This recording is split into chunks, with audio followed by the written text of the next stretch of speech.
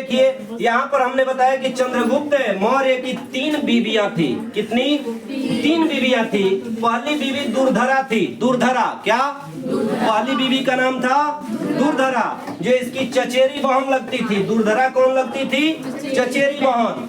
दूसरी पत्नी नंदिनी थी। कौन? नंदिनी, जो धनानंद की क्या थी? बेटी थी। धनानंद की बेटी का नाम क्या था? नंदिनी। नंदिनी की शादी किससे हुई थी? चंद्रगुप्त मौर्य से। और ये अब कार्णेलिया, इसकी तीसरी पत्नी का नाम था कार्णेलिया। कार्णेलिया का भी गजब प्रेम कहानी है। किसके साथ?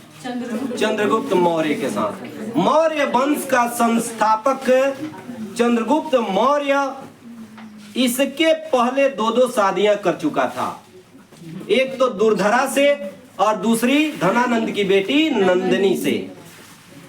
अब तीसरी शादी, तीसरी प्रेम कहानी इसकी देखिए कैसे शुरू होती है। कार्नेलिया, जिसका एक और भी नाम है, जो नाम है क्या? कार्नेलिया का एक और नाम है हेलेना। क्या? हेलेना। कुछ लोग हेलेना बताते हैं, कुछ लोग कार्नेलिया, दोनों ही नाम सेम है। कार्नेलिया कहिए या हेलेना कहिए। हेलेना के साथ भी एक विचित्र घटना घटती है चंद्रगुप्त मौर्य के साथ, क्योंकि सिकंदर महान का नाम आप लोग सुने होंगे। क्या? सिकंदर महान। सिकंदर महान जो था, विश्व विजेता का सपना देखकर ख्वाब सजाकर भारत पर भी आक्रमण कर दिया। मगध साम्राज्य की तरफ उसने क्या किया था? रुख कर दिया था। और यहाँ पर शासन चल रहा था अब किसका? चंद्रगुप्त मौर्य का, मौर्य वंश का। बहुत ताकतवर था ये सम्राट मौर्य। कौन? चंद्रगुप्त मौर्य। चूंकि स्वयं इसके गुरुजी क्या बन गए थे? उसका मार्गदर्शक बन गए थे, महामंत्री बने थे। और गुरु जैसे जैसे बताते थे या शिष्य वैसा वैसा राज्य करता था। इसलिए गुरु और शिष्य के सामंजस्य ने बहुत बड़ा इतिहास खड़ा किया था। तो इस तरह से बेटा अब सिकंदर महान जो अटैक किया था, यहाँ से परास्त होता है। वो तबीयत खराब इसकी होती है, ये वापस जाता है। लेकिन उसका सेनापति जो था, जिसका नाम था सेल्यूकस। क्या? सेल्यूकस। सिकंदर महान के सेनापति का नाम क्या था? सेल्यूकस।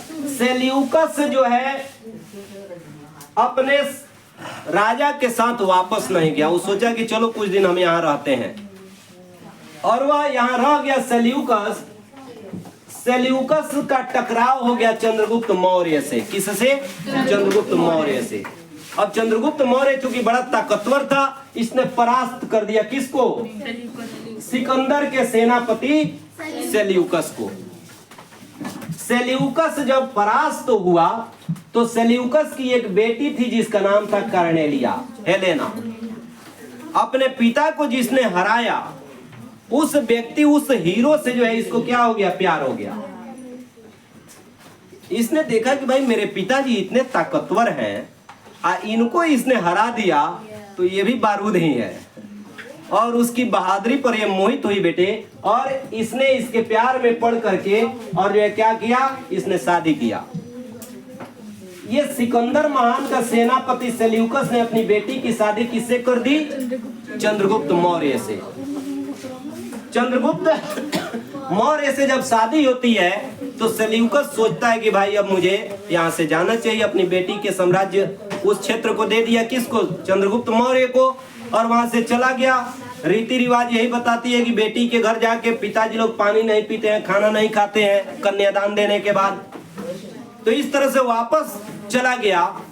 अब दोनों जब एक हुए, कार्नेलिया देखिए इंटर क्लास में हम लोगों ने अपने समय में पढ़ा था, उस कविता का नाम था अरुण या मधुमय देश हमारा। और जयशंकर प्रसाद जी ने इस कार्नेलिया के द्वारा गाई गई एक भोर के पहर के गीत को उन्होंने सजाया अपने कविता में। किसने? जयशंकर प्रसाद ने। और कार्नेलिया ने अपने दिल की बात को कहा। क्या? उसने कहा कि अरुण या मधुमय देश हमारा, जहां पहुंच अनजान क्षितिज को मिलता एक सहारा, अरुण या मधुमय देश हमारा। यानी कार्नेलिया को इस देश की मिट्टी से भी प्यार हो गया था। उसने कहा कि इस देश की मिट्टी में अजीब सी सुगंध है रे भाई, कि जिसने हमारे पिताजी को परास्त किया उसी से मेरी शादी भी हो गई। अब जब ये दोनों एक हुए बेटे, किस दिन हो? सुहाग रात के दिन। इसने पूछा कार्नेलिया से, कौन? चंद्रगुप्त मौर्य ने कि अच्छा एक बात बताओ कार्नेलिया, है सुनो, बहुत बेचैन हो गया। कार्नेलिया एक बात बताओ, तुम्हारे पिताजी आखिर हमला क्यों किए थे, क्यों हम पे अटैक किए थे? अब चूंकि दोनों पति पत्नी हो गए थे तो इसने पूछा कि अच्छा ये बताओ कि तुम्हारे पिताजी हम पे क्यों अटैक किए थे, जिसमें वो हार गए। ये मुस्कुराने लगी, कहेगी जानते हैं हमारे पिताजी को हाथियों से बहुत प्यार है। किनसे? हाथियों के बड़े शौकीन है मेरे पिताजी। उन्होंने देखा कि मगध साम्राज्य में हाथियों की संख्या बहुत अधिक है, इसलिए चलो अगर इसको मैं हरा देता हूं तो ढेर ढेर सारी हाथियां हमारे हो जाएंगे। और इन हाथियों की चाहत में उन्होंने जो है गलत आदमी से पंगा ले लिया और वो हार गए। चंद्रगुप्त मौर्य के चूंकि अब ससुर हो गए थे, कौन? सेल्यूकस। चंद्रगुप्त मौर्य का ससुर बन गया था कौन? सेल्यूकस। कार्नेलिया के पिताजी, कार्नेलिया के पिताजी का नाम क्या था? सेल्यूकस। चंद्रगुप्त मौर्य ने कहा कि ओह, इतनी छोटी सी बात के लिए बताओ मैं अपने ससुर को ही इतना बड़ा दंड दे दिया, ये नहीं होना चाहिए था, बुलाओ उनको। और बुलाते हैं और कहते हैं कि देखिए आपको हाथी ही ना चाहिए। अब ये बेचारे ससुर थे, क्या जवाब दे? दामाद ने कहा कि देखो सैनिकों, महामंत्री जी 500 हाथियां, एगो दूगो नहीं 500 हाथी इनको उपहार में दे दो। अब सपोज करिए, एक बार कल्पना करिए कि 500 हाथियों को लेकर सेल्यूकस जो है, सिकंदर महान का जो सेनापति, ये यूनान जब वापस गया होगा, यूनान से आया था, 500 हाथियों के झुंड को लेकर जब वापस गया होगा तो वहां लोग मने गजब का नजारा तैयार हो गया होगा।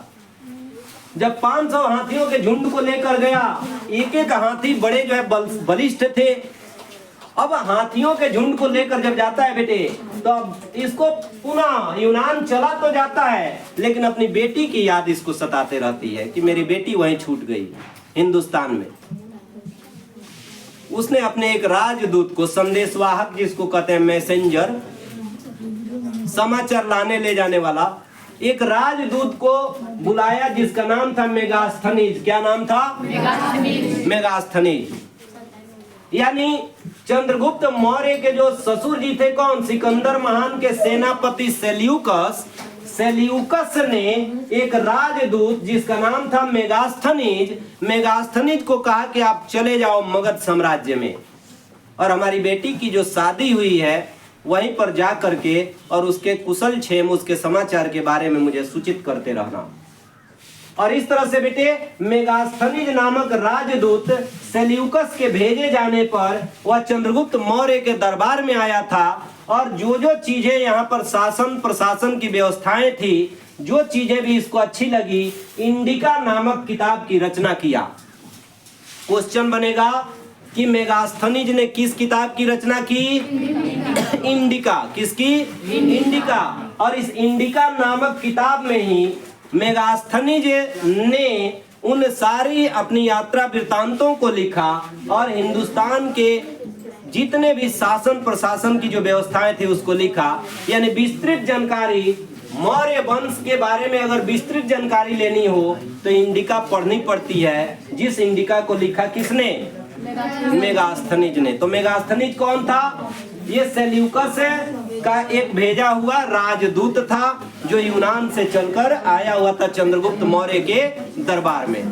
तो इस तरह से ये सभी लगभग हमारे ख्याल से जितने भी पॉइंट्स हमने बोर्ड पे लिखा है, हर पॉइंट को हमने क्या कर दिया?